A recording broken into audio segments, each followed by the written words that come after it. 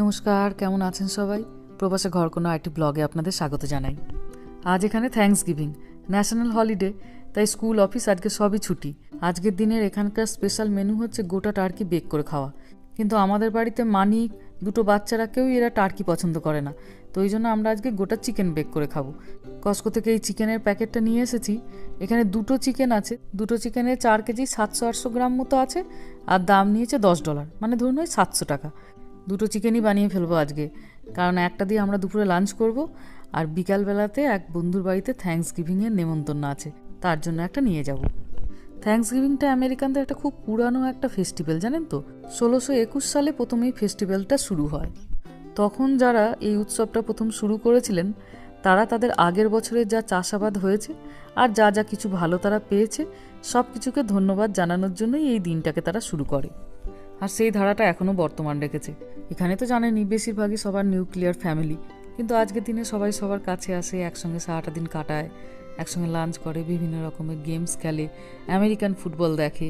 তো এইভাবে মোটামুটি খুব ভালো করে দিনটা কাটায়। লাঞ্চ টাইমে যখন তারা তাদের ফ্যামিলির সঙ্গে খাবার টেবিলে একসঙ্গে বসে, তখন তারা তাদের মা, বাবা, স্ত্রী, ভাই, বন্ধু, স্বামী সবাইকে তারা তখন থ্যাংক ইউ জানায় তাদের জীবনে থাকার জন্য। এই শিক্ষাটা এদের একদম স্কুল লাইফ থেকেই শেখায়, জানেন? মেহাও দেখি আজকের দিনে যখন লাঞ্চ করতে বসে দুপুরবেলায়, তখন টুক করে একটা 2 মিনিটের থ্যাংক ইউ মেসেজ আমাকে আর ওর বাবাকে, ভাইকে জানায়।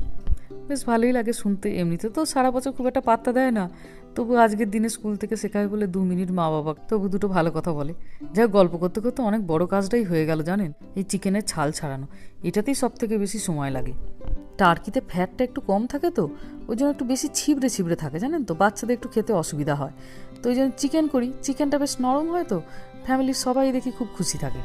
এবার ছুরি দিয়ে সাইডগুলো একটু একটু করে কেটে দেবো, যাতে মশলাগুলো ভালো করে ঢোকে।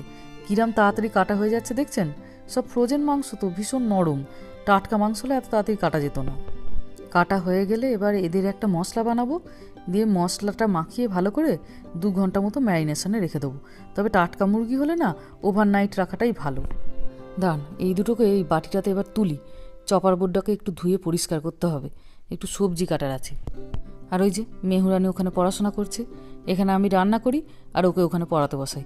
চিকেনের মশলাটাকে চলুন আগে রেডি করে নিই, কারণ এরপরে তো আবার 2 ঘন্টা ওয়েট করতে হবে। প্রথমে এটা দই নিচ্ছি। দইটা অনেকটা নিতে হবে, জানেন তো? কারণ এখানে তো টমেটো কিছু আজকে আর দেবো না, গোটাটাই এই দইয়ের ওপরেই ভরসা করে মশলাটা।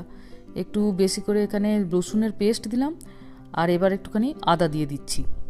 মশলাগুলো একটু বেশি বেশি করে নিতে হবে, কারণ এটা তো দুটো চিকেনের জন্য। একটু হলুদ গুঁড়ো দিয়ে দিলাম,